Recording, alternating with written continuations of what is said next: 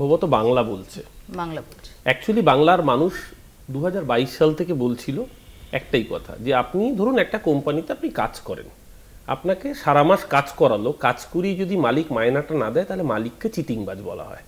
দুর্ভাগ্যজনকভাবে এই দেশের সরকার সেই চিটিংবাজের জায়গায় পর্যবসিত হয়েছিল গরিব মানুষকে দিয়ে কাজ করিয়ে তাদের প্রাপ্য শ্রমের টাকাটা না দিয়ে। কেন বলছি এই কথা? আজকে হাইকোর্টের প্রধান বিচারপতির বেঞ্চ কোট আনকোট জানিয়ে দিয়েছে যে কোনো প্রকল্পের টাকা এভাবে অনির্দিষ্টভাবে ফেলে রাখা যায় না।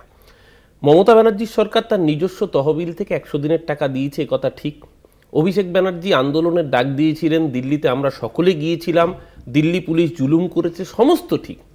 তারপরে দাঁড়িয়েও বেসিক জায়গাটা আজকে দেখুন, পার্লামেন্টে যখন এটা নিয়ে এখানে চিৎকার করতে লাভ নেই, পার্লামেন্টে যখন স্পেসিফিক প্রশ্ন করা হয়েছিল এই দুটো জিনিস, একটা হচ্ছে প্রথম যখন ডেপুটেশন দেওয়া হয়েছিল সেই সময় মন্ত্রী ছিলেন গিরিরাজ সিং, সম্ভবত আমি যদি ভুল না করে থাকি, তিনি নিজে উপস্থিতি ছিলেন না। সাধ্বী নিরঞ্জন জ্যোতি তার প্রতিমন্ত্রীকে রেখেছিলেন, দুপুরবেলা লিডার অফ অপোজিশনের সাথে মিটিং করেছিলাম, আমি নিজে সেই সময় দিল্লিতে ওই আন্দোলনে যোগ দিয়েছিলাম। দুপুরবেলা মিটিং করার পর আমাদের প্রতিনিধি দলকে সন্ধ্যে 7টা অবধি বসিয়ে রাখার পরে প্রতিমন্ত্রীকে বাথরুমের পাশের দরজা দিয়ে পালিয়ে যেতে হয়েছিল, কারণ প্রশ্নগুলোর উত্তর ছিল না।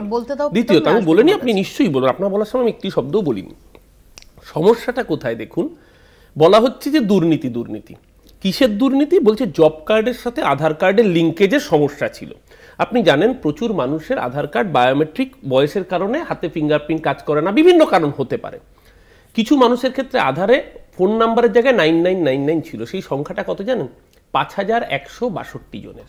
এটা পার্লামেন্টে কেন্দ্রীয় সরকার লিখিতভাবে জানিয়েছে, হোয়ারঅ্যাজ মধ্যপ্রদেশ আর গুজরাটে সেই সংখ্যা যদি পার্সেন্টেজ করেন 1%ও আসবে না।